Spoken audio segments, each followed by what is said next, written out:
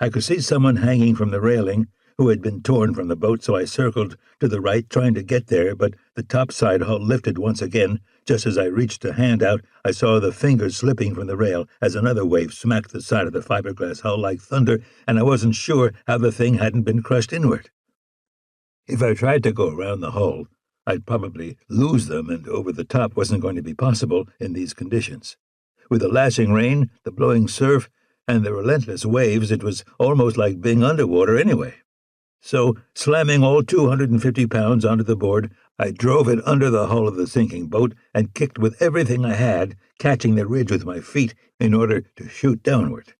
The big board fought me every inch of the way, banging me against the smooth surface of the hull, as another wave lifted us up, and I used the opportunity to continue kicking. The board tried to turn sideways on me, but I held fast and thought I could see something ahead in the water, something that looked like flowers. Flowers?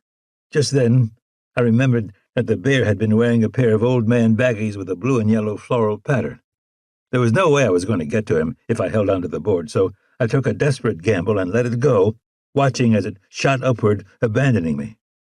Diving to the left, where I'd seen the pattern, I thought about that last gasp of breath I'd sucked in about 40 seconds ago and just hoped I had enough air to last. Looking to the left, I couldn't see anything, but figured that down was the only way he could have gone. Digging in the water like I was in a coal mine, I realized that if I got much deeper, there would be no light at all, and I'd never find him. I furiously dug, and it was then that I saw a flash of that same flower pattern, even farther to my left and slowly descending. Diving deeper, I straightened like a knife blade, reaching a hand out, and then grabbed toward the direction of the pattern, but missed. Feeling that something had slipped through my fingers, I grabbed again, but this time I got it. Hair.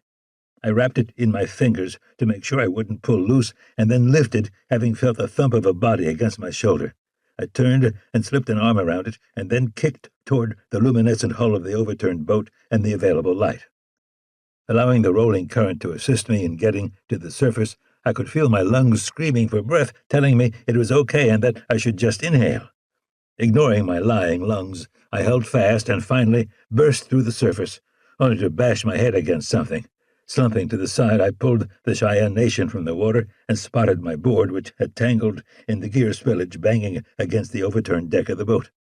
I heaved him onto the board, just as another swell lifted us and threw us against the wooden planking before we dropped again like unwanted flotsam, but certainly not jetsam.